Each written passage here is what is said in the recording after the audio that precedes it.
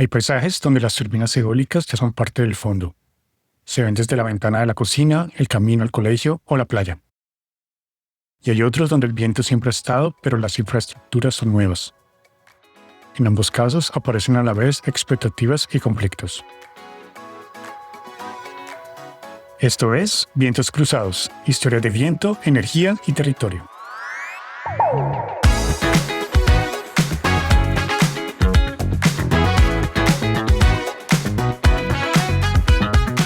En el episodio anterior seguimos los planes energéticos sobre el papel. En este episodio vamos a dejarlos a un lado y vamos a bajar al territorio, a pueblos daneses y a rancherías Wayuu en Colombia, para preguntarnos qué significa vivir en un paisaje lleno de aerogeneradores.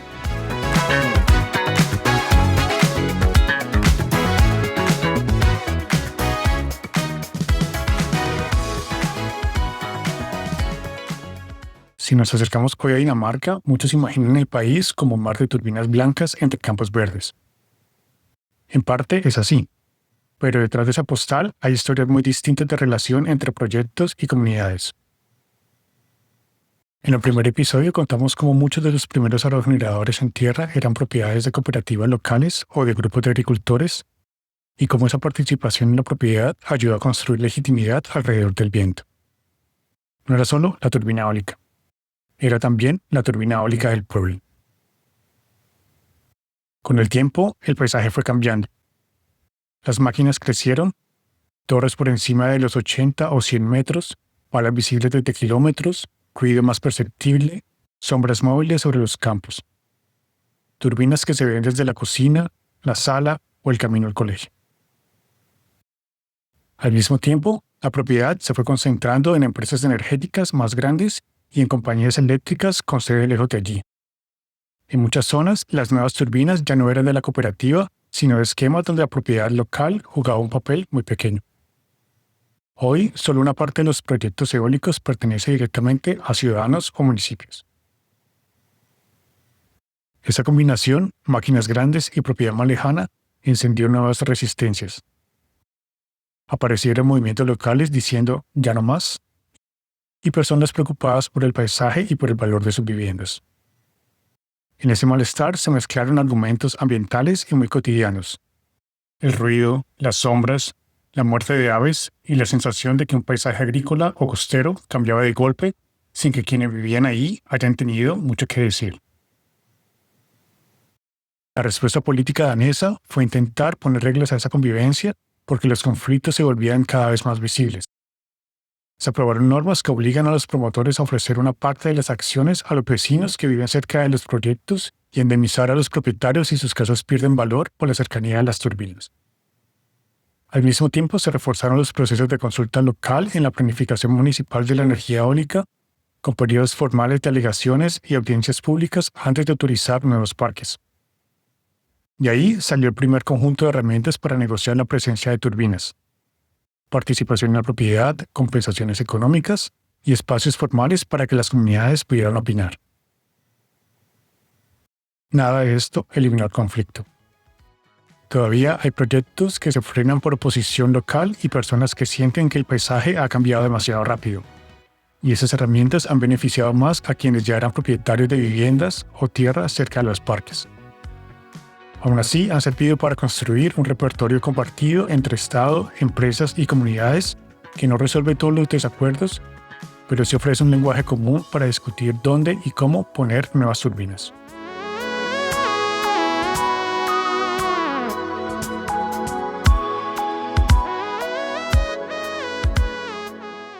Crucemos el Atlántico y vayamos a La Guajira, al extremo norte de Colombia. Durante mucho tiempo, este territorio estuvo al margen de las grandes infraestructuras eléctricas del país. Aquí no aparecieron las represas gigantes ni los oleoductos que cruzan otras regiones. Cuando llegó la energía eólica, lo hizo casi de golpe. Primero con Gepirrachi, del que hablamos en el primer episodio, y después con una serie de anuncios de nuevos parques que prometen convertir la región en un polo eólico nacional. Sobre el papel, estos proyectos traen beneficios: empleos durante la construcción, ingresos por servidumbres de paso, inversiones sociales en agua, educación y salud. En la práctica, la relación con las comunidades es mucho más compleja. La promesa de energía limpia llega a un territorio donde el agua escasea, donde el pastoreo y la movilidad son claves para la vida cotidiana y donde cada nueva carretera, cada base de obra y cada línea puede sentirse como una nueva presión sobre un ecosistema y unos modos de vida ya frágiles. En Colombia, los pueblos indígenas tienen derecho a la consulta previa cuando un proyecto afecta a sus territorios. Un derecho reconocido en la Constitución y desarrollado sobre todo a través de las decisiones de la Corte Constitucional y normas específicas. En La Guajira, ese derecho se ofrece sobre un suelo ya erosionado por décadas de desconfianza hacia el Estado y hacia empresas extractivas. En muchas rancherías, las familias han vivido la experiencia del carbón cercano, de promesas incumplidas y de programas sociales que llegan y se van. Cuando aparecen las empresas eólicas con mapas, cronogramas y propuestas, la primera reacción no siempre es entusiasmo. Muchas veces es una pregunta. ¿Esta vez será diferente? Además, la estructura interna del pueblo guayú es compleja. No hay una única autoridad, sino múltiples líderes y lideresas que representan clanes y familias. Algunas empresas logran acuerdo con ciertos líderes, pero otras familias no se sienten representadas. Surgen disputas internas, quiénes pueden firmar en nombre del territorio, cómo se reparten los pagos, qué se considera un beneficio colectivo y qué es solo un contrato individual. A esto se le suman dificultades muy concretas. Barreras idiomáticas, documentos legales extensos en español jurídico, tiempos de consulta que a veces no encajan con el ritmo de decisión de las comunidades e incluso denuncias de consulta con poca información o realizadas lejos del territorio. El resultado muchas veces no es la sensación de un proyecto compartido, sino de negociaciones entre desiguales, donde la parte local tiene menos información y menos poder de presión. No es extraño entonces que varios proyectos hayan enfrentado bloqueos, protestas, demandas y retrasos. Desde afuera, esto se lee a veces como trabas a la transición energética. Desde dentro, muchas personas lo ven como una defensa del territorio frente a una nueva forma de intervención externa que llega con un discurso verde, pero que, en lo cotidiano, se parece a experiencias extractivas previas. Al mismo tiempo, también hay voces guayú que ven en estos proyectos una oportunidad y buscan formas de participar de otra manera. Algunas comunidades han planteado condiciones más estrictas o han logrado frenar proyectos que no contaban con su consentimiento.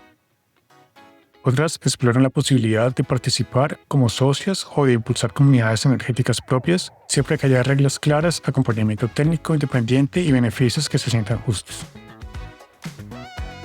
Esa tensión entre transición energética y memoria extractivismo recorre toda la historia del viento en La Guajira y dialoga directamente con las preguntas sobre control, propiedad y participación que planteamos en el primer episodio.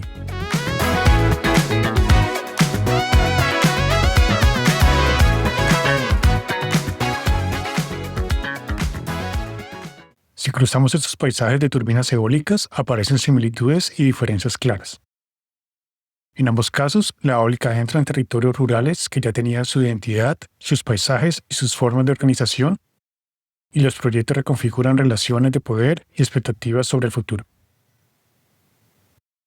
En Dinamarca, convertir en política los mecanismos de participación y compensación hace que exista un repertorio para negociar. La tradición de cooperativas y propiedad ciudadana se ha combinado con normas que garantizan una parte de propiedad local en nuevos parques y con esquemas de compensación a residentes cercanos. Eso no asegura consensos perfectos, como vemos en los conflictos y las comunidades que piden más cuota de propiedad, pero sí da un lenguaje común y ciertos mínimos compartidos sobre qué es justo exigir cuando se discuten nuevos proyectos. En La Guajira también hay instrumentos formales: consulta previa, licencias ambientales, acuerdos de beneficio. Muchos existen gracias a las luchas de los pueblos indígenas y organizaciones sociales que han defendido su derecho a participar en las decisiones sobre el territorio. Pero operan sobre un terreno de desigualdad histórica, ausencia estatal y desconfianza hacia empresas y autoridades. Cuando la consulta llega con poca información, con tiempos apretados o con acuerdos firmados con quienes no son los dueños del territorio, La participación se siente más como un trámite que como un diálogo. La pregunta sobre propiedad y control del viento, de la que hablamos en el primer episodio, se cruza aquí con historias de extractivismo, conflicto armado y brechas enormes en el acceso a servicios básicos. En Dinamarca, muchas personas han podido ser coinversionistas en parques cercanos o recibir compensaciones respaldadas por un Estado con alta capacidad fiscal. En La Guajira, muchas familias siguen sin agua potable estable mientras ven pasar promesas de empleo y proyectos decididos en Bogotá o en sedes corporativas lejos del territorio. Por eso, en la cooperación internacional a veces aparece una idea muy sencilla. Usemos el modelo danés y listo. Pero esa forma de pensar se queda corta.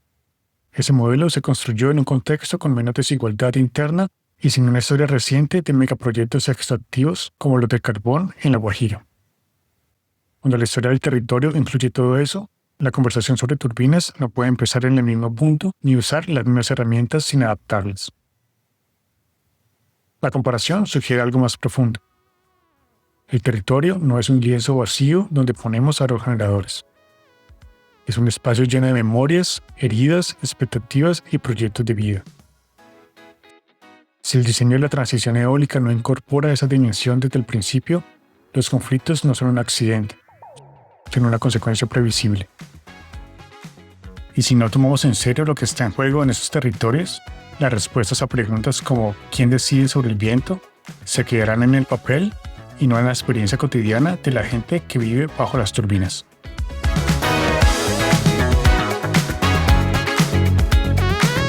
Después de cruzar estos caminos entre turbinas en pueblos daneses y en rancherías Wayuu, vemos que cuando el aprovechamiento eólico entra en el territorio, no solo mueve megavatios, también toca relaciones de confianza, poder y reconocimiento. A veces existen herramientas para negociar ese cambio y aún así, los conflictos siguen ahí. Otras veces, esas mismas palabras, participación, consulta, beneficios, chocan más con memorias de extractivismo, ausencia estatal y desigualdad y se sienten más como un trámite que como un diálogo real. En el próximo episodio vamos a cambiar de enfoque, pero seguiremos en el territorio. Pasaremos de las personas a los cables, de las comunidades a la red eléctrica que conecta o no esos territorios con el resto del país. Soy Oscar y esto fue Vientos Cruzados. Gracias por escuchar.